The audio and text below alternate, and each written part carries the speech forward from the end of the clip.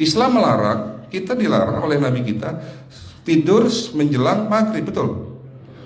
Bukan karena nanti ketindihan setan, bukan ya. Secara medis diketahui bahwa orang yang kebiasaan tidur antara asar sampai maghrib itu akan menurunnya daya tahan tubuh. Jadi gampang sakit infeksi, Pak, kalau Bapak tidur menjelang maghrib. Kalau sekali lagi setelah sholat subuh gampang pikun, aliran darah ke otak itu tersumbat, ya, jadi stroke penyakitnya. Tapi kalau tidur setelah asar sebelum maghrib, itu daya tahan tubuh kita akan menurun.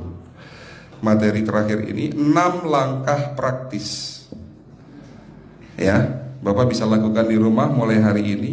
Langkah pertama, mulai hari ini jangan makan malam, Pak.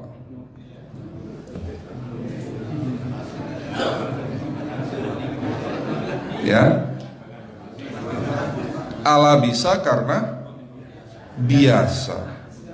Memang awalnya sulit, yang sudah kebiasaan makan malam itu sulit. Alasannya nanti nggak bisa tidur, Dok, betul ya?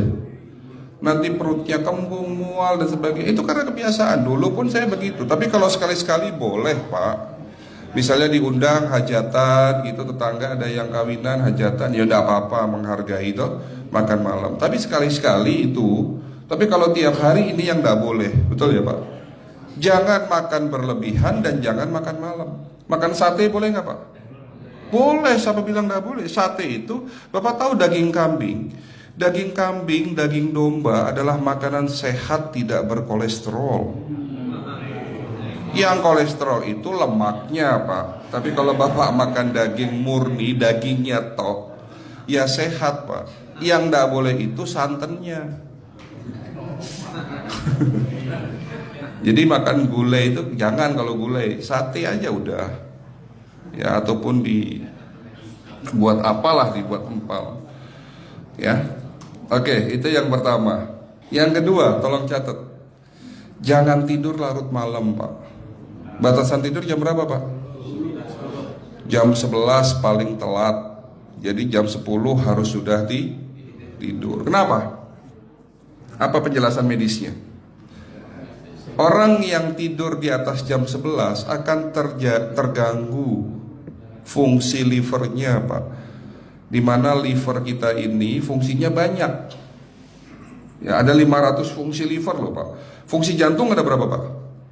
Fungsi jantung 1. Fungsi jantung tugasnya untuk mompa darah. Fungsi ginjal ada berapa? 2. Absorpsi dan filtrasi. Fungsi liver 500 fungsi. Jadi organ yang paling berat dalam tubuh kita kerjanya adalah liver. Liver akan rusak manakala kalau kita tidur di atas jam 11 malam. Berarti 500 fungsi liver bisa rusak, Pak. Ini salah satu penyebab diabetes. Bukan hanya kerusakan pankreas, tapi rusaknya liver bisa jadi penyakit diabetes, Pak. Jadi kalau sakit diabetes itu yang terganggu itu sebetulnya bukan hanya pankreasnya, livernya pun rusak, ususnya pun rusak. Makanya dalam pengobatan diabetes di klinik kami itu bukan hanya ngobatin pankreas, tapi 3 organ penting ini saya obati: usus, liver, dan pankreas. Kebanyakan kenapa? Kalau dalam pengobatan tradisional mereka tahunya diabetes itu hanya pankreas, ya kan?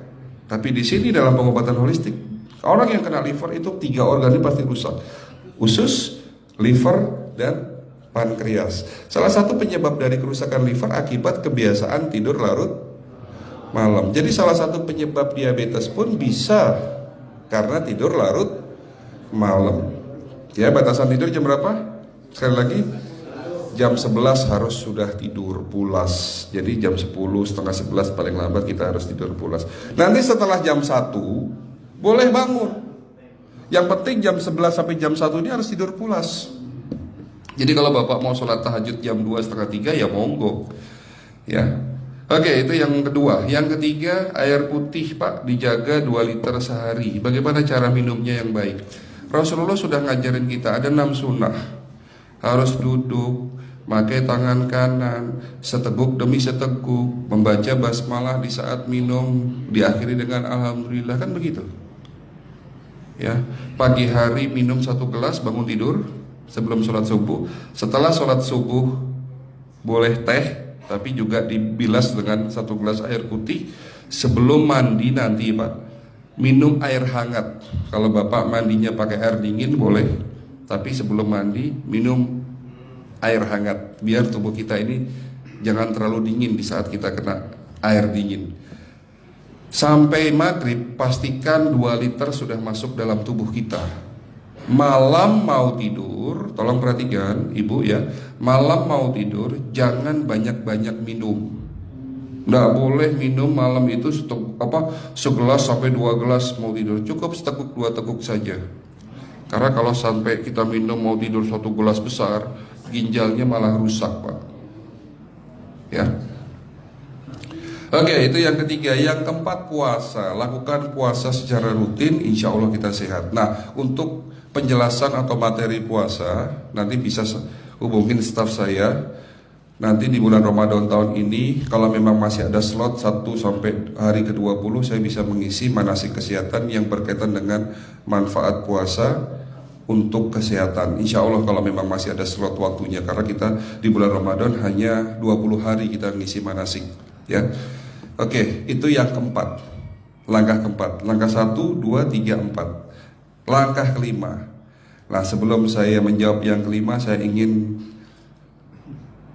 membacakan sebuah sabda Rasulullah. Rasulullah bersabda, di dalam tubuhmu ada segumpal daging. Jika segumpal daging itu sakit, akan sakitlah seluruh tubuhmu. Dan jika segumpal daging itu rusak, akan rusaklah seluruh tubuhmu. Apa itu segumpal daging? Segumpal daging itu adalah hati. Tapi ternyata yang dimaksud Rasulullah itu bukan liver Pak. Yang dimaksud Rasulullah adalah hati kita, roh kita, jiwa kita, perasaan kita. Kalau hati kita rusak, kita banyak penyakit hati, iri, dengki, sombong, takabur dan sebagainya. Penyakit fisik akan muncul dalam tubuh kita. Ya, tidak ada orang stres itu sehat, betul tidak Pak? Tidak ada orang yang suka marah-marah itu sehat, betul tidak?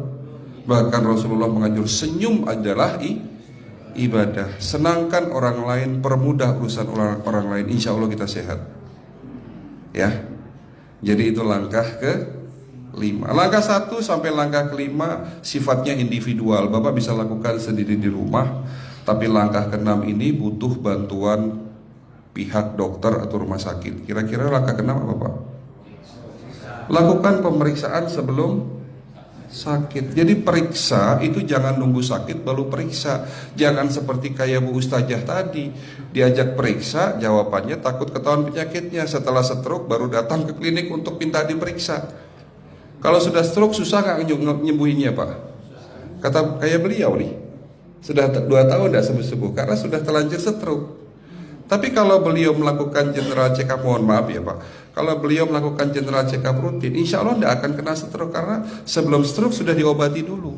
Karena stroke ini bisa kita lihat dalam scanning dengan alat yang saya punya, insya Allah kelihatan ini. Oh ini sudah mulai ada tanda-tanda mau penyumbatan, buru-buru diobati. Memang takut Pak, tapi pesan saya jangan takut. Ya, lakukan pemeriksaan supaya kita tahu, supaya kita kenal. Gitu ya Pak. Jadi kira-kira di jemaah ini ada enggak yang mau saya ajak periksa kita semua? Pesan terakhir dari saya, lakukan pemeriksaan sebelum terlambat. Ini pesan saya dan pesan seluruh dokter di dunia sebetulnya. Lakukan pemeriksaan sebelum terlambat.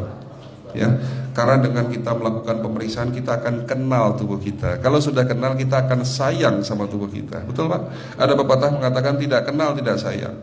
Cukup sekian dari saya. Mohon maaf kalau penyampaian kami kurang baik.